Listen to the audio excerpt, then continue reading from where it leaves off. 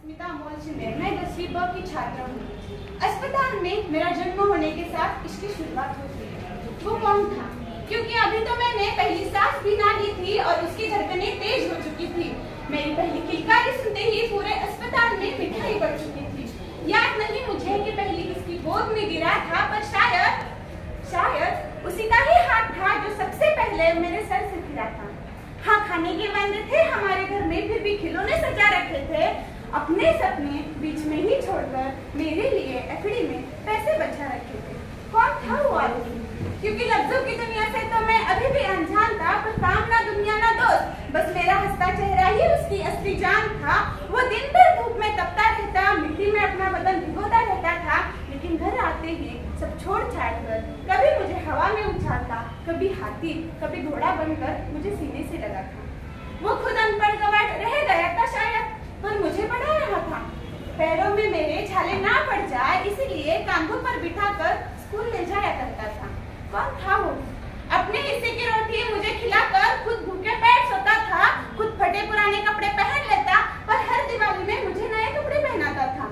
एक छोटे से घर का किराएदार था, 4 लोगों के परिवार का बस वही एक सहारा था।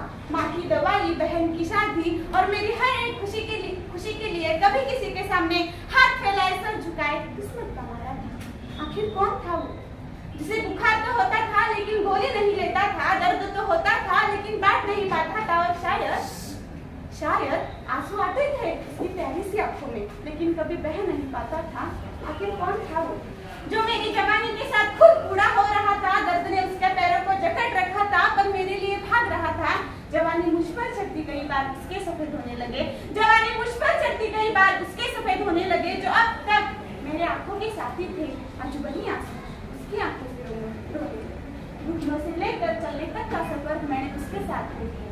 घुटनों से लेकर चलने तक का सफर मैंने उसके साथ तय किया था, लेकिन जवानी मुझे दौड़ने के लिए कह रही थी और वो मेरे साथ दौड़ नहीं सकता था। इसलिए अपनी मंजिल तक पहुंचने के लिए मैं इतना नीच बन चुका था कि उसे बीच राह में बेहाथ बेसहारा गिरता हुआ छोड़ देना चाहता था।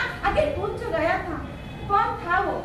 क्योंकि अब पैसे जो कमाने लगा था तो उसकी हर नसीहत मुझे गुस्सा दिलाती थी। और बेटा, सब ठीक तो है ना? उसकी ये हमदर्दी मानो मेरे सीने में आग लगा दी थी। वक्त में गड़बड़ कर दी।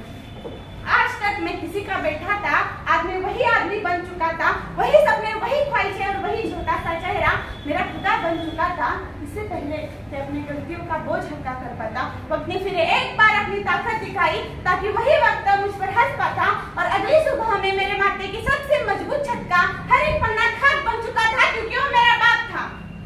क्योंकि वो मेरा बाप था जो राख बन चुका था। ये मैसेज सब लोगों के लिए है जो मुझे सुन रहे हैं कि संभाल लेना उन लड़खड़ाते कदमों को जो छड़ी का सहारा लेकर चल रहे हैं।